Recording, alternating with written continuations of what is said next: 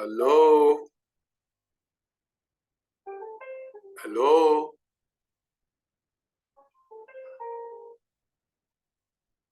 hello. Hello. By the way, the music you hear in the background is not. I don't own the rights to it. Okay. Now, please, could you introduce yourself to our netizens? Sorry, can you repeat that? I'm sorry. Can you repeat that? I didn't Okay. quite understand. Could you introduce yourself to Just people? kind of a Sorry. general. Well, I am Dustin Pickering, Okay. and I founded a literary press, an arts magazine in 2010, called the press was Transcend Zero Press, and the magazine was called Harbinger Asylum. And I founded those in order to communicate ideas and thoughts to the general public, especially the literary public, because I felt, there was a gap of interesting literature being produced. There's a lot of interesting literature being produced, but I felt like I could offer something more interesting. So I decided to participate in the broad literary discussion through the magazine and through the press, and that started in 2010.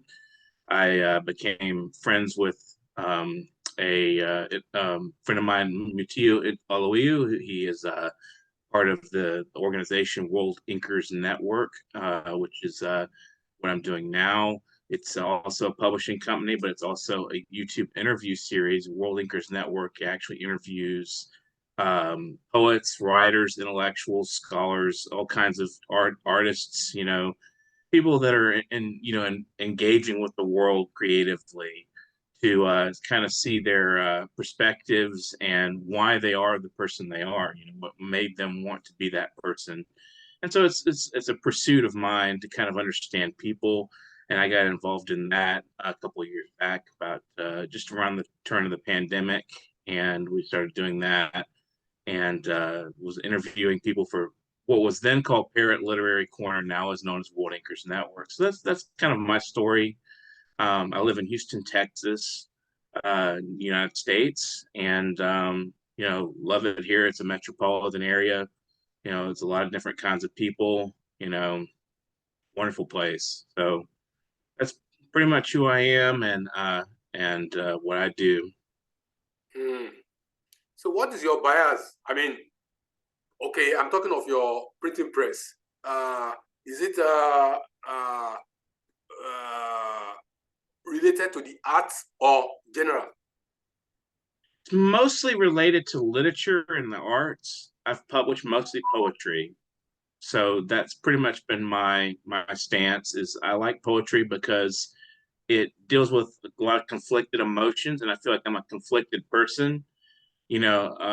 I'm conflicted in so many different ways. I have so many levels of thought go on in me, and emotional, have a lot of emotional upheavals at times, and I think poetry helps me kind of cope with that. And so I think poetry is a positive experience for people to get engaged with, and it's a good way to kind of celebrate life and emotions and the diverse range of thought and culture we're experiencing in the contemporary world. That's great. Uh, but do you write too? Yes, Okay. yes, I'm also very high. I'm pretty well published, and I mostly seem to be getting a lot of attention for my reviews lately, for my book reviews of mostly poetry collections.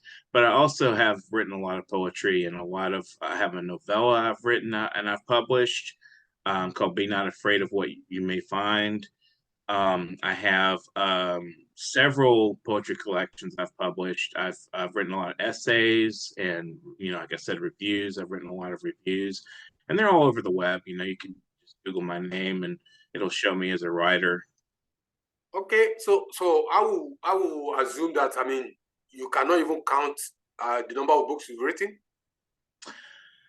I think it's been, I don't know how many I've written, but I know I've published about 10 or 12 or something like that. Oh, that's Mostly great. poetry collections. Oh, Yeah. awesome. Oh, Yeah. Mm. How come you bent towards writing? That's a good question. I feel like it's a calling. I feel like, I'm just fixed as a writer, regardless of what I say or want, just kind of my calling. Some people say like if you're a priest, you're called by God. I feel the same way about writing. And it's something I like because I think writing helps, when you're a very conflicted person, both I can say politically and socially. I'm conflicted on a wide range of topics, and I see that I absorb the world more so than I necessarily have something I want to project into it. So I feel like, what I'm doing with writing is disciplining my mind to kind of create a world in and of itself that I think suits me as a person and help me discover and unravel my own personal emotions and feelings and thoughts about the way that things are going in the world. I mean, there's so many different issues and so many conflicted range of thoughts going around, and especially I don't know about everywhere else in the world, but I know in the United States we're experiencing a lot of political turmoil and a lot of craziness, and it's just hard to make out what I really think when I engage with so many different kinds of people in so many different ways about thinking their ways of thought, and I just like to see what people think and feel about things and then kind of come to my own conclusions from that. And I think writing helps me sort those problems out for a personal perspective. I find that my beliefs are like sacrosanct to me, like I'm sure they are to everyone else. And sometimes I just don't know what I believe about something. So writing helps me sort through the world a little bit. Mm. Now, do you believe in predictive writing? Predictive, Yeah, like prophecy, you mean, or? yeah. Okay, Oh okay. yeah, No, absolutely. Yeah, okay. I think it. Yeah, I think you can. I think I'll call it the zeitgeist. There's like a spirit that runs through things. It's not necessarily known, consciously. Like there's like as Jung has said, there's an unconscious to our existence, and it's collective. And so there's something that's running through history. I think, or like as Hegel has said, the kind of this spirit of the times runs through, and I think that it kind of it drops little hints to certain people to kind of this idea that we can kind of be lightning rods or measure what's going to happen to an extent, even if we don't really know. Like as a writer, I don't necessarily know. I can't predict the future, like literally predict it. I think I can write things that measure the times and sort of pave the way to the next level. I think that's possible. Yes, absolutely. I think it's entirely possible. Mm. Uh, you may choose not to answer this question. Hmm. It's like some states in the U.S.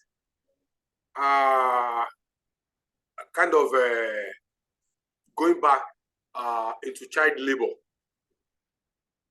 because I just read it this morning and all those things. I think about 10 states or whatever. What do you Hmm. feel about it? Some states in the US, in the United States, Hmm. okay, are going back into child labor. I haven't heard that. No, I have not heard that. Oh, That's a very disturbing thing, though. I feel like it's probably economic. I don't know what age they're talking about. Um, I don't. That is disturbing, though. That would happen because that we abolished that. Legally abolished child labor way back in early 20th century, I believe. I mean, mm, 100 years ago. mm, So for that to have recurred is, imagine families are struggling. I mean, we're having a hard time keeping everything together a lot economically, and a lot of people are really having a struggle with the cost of living and so forth. So I can see maybe like, and immigrants too. I'm sure a lot of that is immigrants, coming in and they're having to, get their families or they're struggling. I don't really know. I haven't heard much about it. It wouldn't surprise me at all. But it's a very startling fact if it's true. I haven't heard anything myself related to that. okay, I think I read it. Okay, the Associated Press reported it, and I think it mentioned 10 states, including Wisconsin, Ohio, and so on. You know. Yeah. Now talking of migrants, what do you think could be done about immigration generally? That's a very tough question. I don't know. It depends. I mean, I can see like a lot of people. I mean, fundamentally agree that people are in motion all the time. I mean, we go from place to place all the time, and people should be allowed and freely to do that. But it seems like there's certain people that feel we're settled in a certain quality or way of living, and they think we'll keep certain kinds of people out, or they want to limit the number of those kinds of people that come in. I don't know. Like here, like one of the issues is like they say Muslims are a problem here in the United States. I hear that a lot. I don't mind any person coming into my country, and as long as they're respectful of the law and the quality of life we have, and they're not like disrupting things, which I don't think.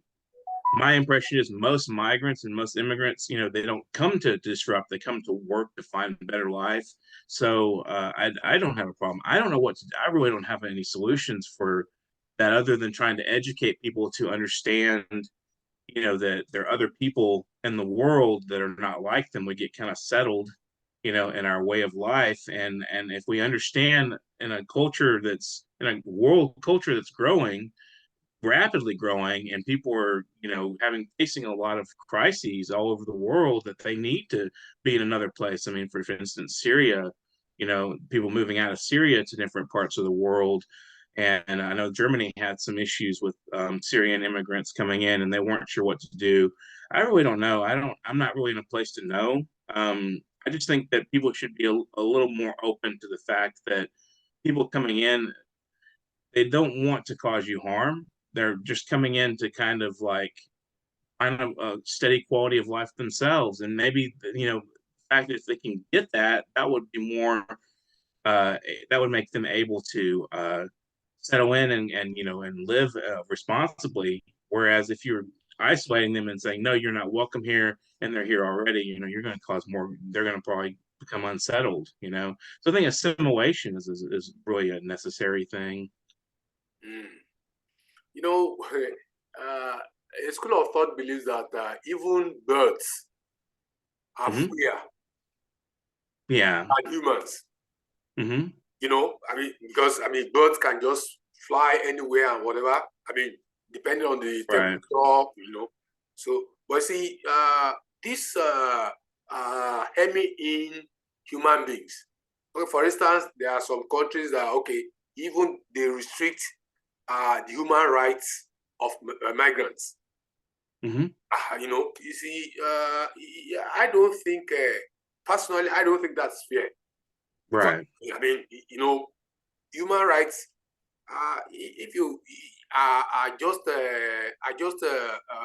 rights that are with you once you're born. Mm-hmm. So, I mean, I don't believe anybody should do anything to tamper with people's rights. No, I agree. So, but then, and it's just a pity that even it's those countries that we believe should be champions of human rights that are now doing it. People pushing back migrants too. Some migrants are put back into the sea. Yeah. See, Yeah. it tampers on their right to life. Mm-hmm. Okay. Now, have you been doing all this writing thing since your school days or something? Yes. Very young. Okay. Started very young. Okay. Okay. Okay. So far, uh, when was your happiest day? My happiest day, Yep. as far as writing, that's a good question. I've had a lot of very good days. I think, hmm, I think any day that I can write and feel pleased with what I'm writing is a happy day.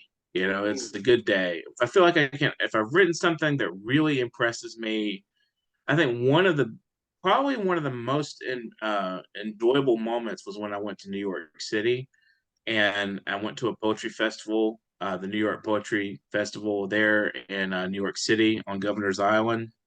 And it was really just phenomenal fun. You know, I mean, I enjoyed the festival. I wasn't, I was kind of hitting a writer's block. And when I came back, I had an idea for a novel and I had an idea for a novella that I was finishing up and how to finish it. So that was a really pleasant time for me. I just felt moving out of you know, from Texas to New York and going up there just to visit and kind of like, I guess it made my, shook my mind just enough to make me, you know, think a little differently for a moment. It got me, stepped me out of my zone and kind of helped me think a little deeper. And so anytime I come up with a fresh idea or write something that really pleases me is a happy day. I don't know about the happiest day. I mean, I think that New York City trip was really the best for me. okay. What do you feel about writing retreats, writing residencies, and all those things?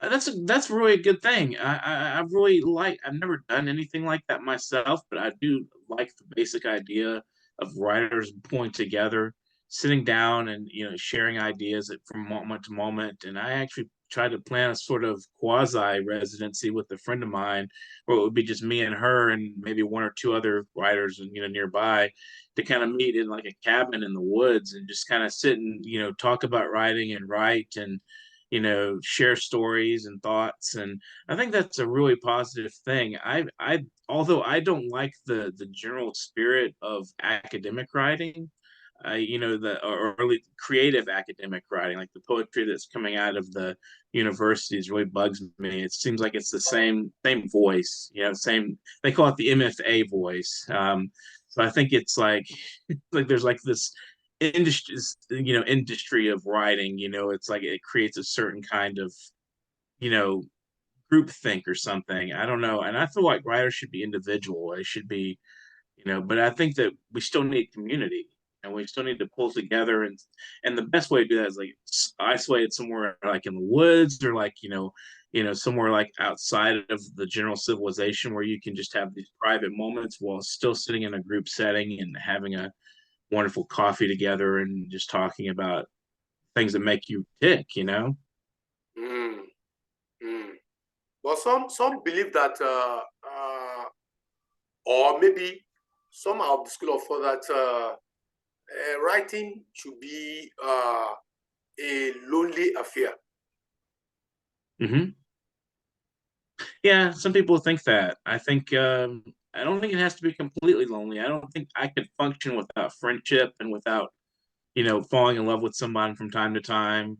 Things like that really stir me. You know, they get your passions running and you know, I mean, can we function as individuals without a community? You know, it's like it's impossible. You Mm, know, but writing itself may be something you want to do like when you have the free mental space to really think about things, you know, and it takes a lot of alone time to do that, I think. But you also want to be able to exchange ideas and, you know, bounce things off of other people and get their perspectives. I mean, you probably turn out to be a total quack if you just sat in your room all day doing nothing but just reading and writing, you know. mm, mm. Now, what will you say to young writers or unknown writers? I'd say the best thing you can do is read a lot. You know, a lot of writers now I see a lot of younger people are shunning the idea that, you know, that if you they think that if you read, you're corrupting your individual craft. And I think that's wrong-headed. I think you need to understand what's been done before you jump into trying to do something original. Because you don't know if what you're doing is really original if you haven't pursued what's before you. So read a lot, think a lot about what's been done before, and really respect tradition. Whatever tradition you're coming up through as a writer, it's important to kind of understand it where your standing is, what you're standing on. I mean, your foundation should be, you should be rooted in something, you know. And I think it's important, and I also think it's important to view the world in different from different perspectives and different uh, angles. That could include traveling a little bit here and there, talking to people online, who are, across the world. I have a lot of friends in India, for instance, and just trying to understand world culture and where, people are coming from, what makes people what they are. Trying to understand people for me is like it's the root of why I'm a writer. It's like I'm trying to understand people individually and collectively, like what is human nature, and I also think it's really fundamental to have an idea of a sort of I won't say system of thought, but like some sort of basis that your angle that you're directing you're writing towards. Like, it's good to have an aim. Some writers like seem aimless, and I remember I just read something recently where I think it was Carl Jung was saying that he had found the mystery of the unconscious somewhere in this guy's writing, and the guy he brought this to the attention of the writer, and the guy said, well, that novel didn't mean anything. So, I mean, it's kind of hard to say you should have to mean something in a piece of writing. I mean, I think, but I mean, fundamentally, I think it's good to have foundation and to read a lot and to have a grasp of the world, the contemporary world, before you try to really develop some kind of aesthetic from that, in my opinion. So that's what I would say to young writers: just like understand where you're coming from, where you're essentially what your world is. Which we're living in a very tricky and difficult world now. It's a very hard world we're living in. So we need more people writing and thinking about these problems and trying to. This is a perfect time for people to be trying to come up with ideas and exchanging ideas and through the craft of writing and through just any medium possible. We need more books, more music, more instigation of more activism, more everything, more activity outside the war, outside in the world, inside in the heart, more thinking, more contemplation, and just no passivity, sitting back and just looking at things and saying, well, I can't participate. No, you just participate, just jump in, get involved. Some people believe that uh, everybody owes the world a book. Mm-hmm. Some people believe that everyone owes the world at least a book Right. about the experience and all those things. What do you think about that? I think life itself can, a person's life can be a book, and they may not write it. Somebody else will probably write it. If you don't sit down and put your own, life into some sort of system of, like a mythic system, then somebody will do it for you. I mean, I write about people that have never written, so I use them in some capacity in my own writing. Like, so I think if people just sit back and don't think about engaging with the world and the way, and some sort of creative way, maybe through painting or music or something. I mean, there's no obligation to do so, but I mean, I think you could be onto something. If you're not going to write your story, then someone will probably write it for you. Thank you. Now, you are into publishing. Hmm. Are you a traditional publisher or the other one? I usually call myself an independent publisher, indie publisher. So I'm kind of like a wedge between the underground and the traditional publisher, because I never got into it for money, so I don't have a lot of financial resources to do the more traditional that I would like, but I don't charge authors Mm. for publishing, so that makes me more traditional than some of the other models out there. I don't do vanity pressing. I don't do that. So that's my I don't do vanity press. I think our viewers will be interested in you're saying you don't charge authors. So Right. what do you indulge in? What's what? Okay, if you don't charge authors, Hmm. so I mean, so they don't have to pay. Well, they would pay for copies of the book, and we would, let's say, for instance, if I'm paying, for a copy, if I'm charging $10 for a book, and I pay, on my end as a publisher for, let's say, $2 to buy the book, what I would do is just charge a little extra for author copies. So that would say $5 for an author's copy. So that's how I would make money in the process. And then I would probably use that money to go like try to get this book, in awards. Like we try to, do something like that. I've done that. I've entered a lot of our books into awards, and some have been pretty successful. I've published a lot of great authors and some great people. So, but as far as making money, it's like it's mostly off of the author copies, and if people buy books, we get part of the royalties. The company takes part of the royalties. Mm, that's interesting. Now, some people write to make money. Hmm. Some write for posterity.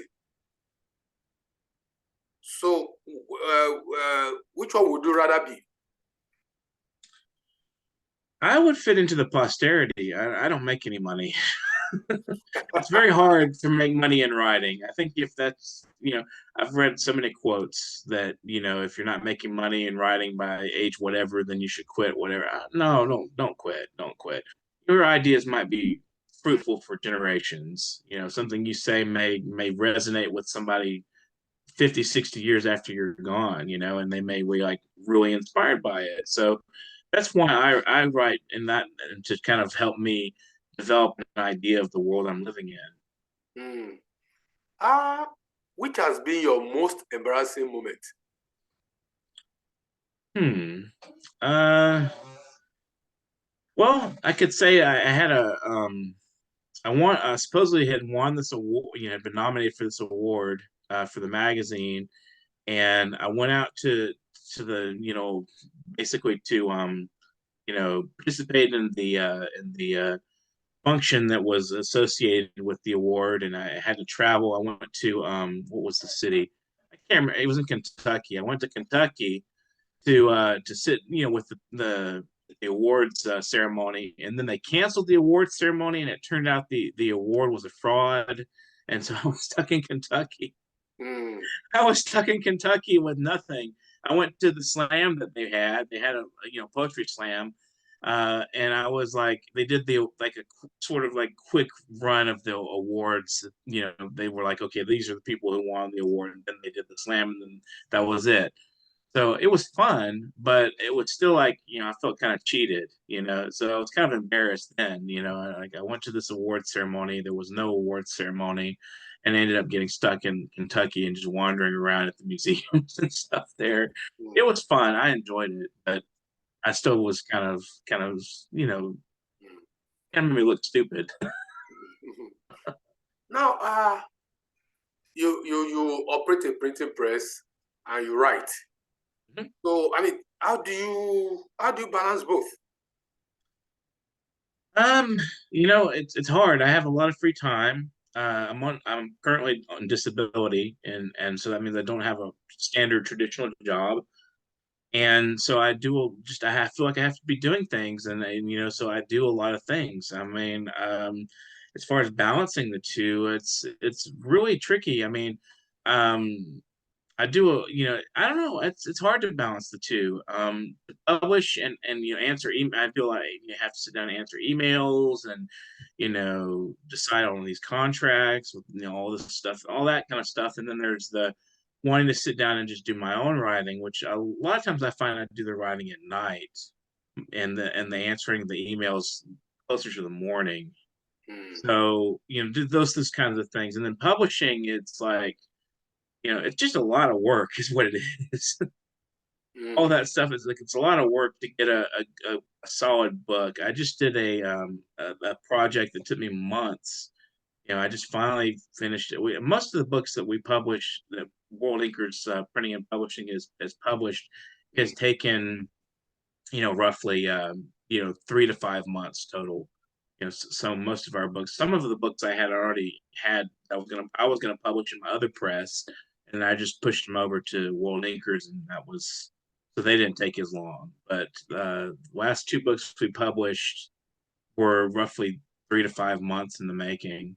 Mm, So it's a lot mm, of work, is what it is. I don't know how to like distinguish how balance the two. I guess it's like just a matter of fixing your time a certain way, time management. mm, mm. Uh, have you ever had a block? Oh yeah, absolutely. And I have no idea how to overcome writer's block. I mean, sometimes you're just not in the mood to do it. It's your mind. It's me for me. It's my mind tells me turns off or something. I don't know. Just don't feel like writing. And sometimes I feel like writing, but what I'm writing is not pleasing me. So I just throw in the towel. I'm like, okay, right now I'm just not interested. I'm not able to do it. I have no idea how to overcome it. Now, okay, if you're writing, maybe you've written a couple of pages or whatever, and you just lost focus or whatever. Do you tear the paper, or maybe you delete it from your laptop or something? I generally try to keep everything I write. I've written a lot of stuff, and some of it's, I think that even if it's like a page and it didn't work out, it may bear fruit later. So I try to keep everything I write. Mm, mm. Because I do scribble too, and I see the thing is that, I mean, if Hmm. I just lose focus, I just keep it aside. Yeah, just put it somewhere and So just hold off on it. Yeah, yeah. So, and possibly new ideas may even generate from that. Mm. you never know. It may go somewhere Yeah. sometime. You may find a phrase in there that it didn't work at that moment, but then it sounds better. Maybe a few hours later, a few days later. You may like it. It may work for you later. So yeah. It's been good talking to you. I mean, you are just an interviewer's delight. So, yeah, Thank you. You too. yeah. So we'll just see you next time. Right? Okay. Yeah. Okay. Absolutely. Bye bye. Thank you. Bye bye. Bye.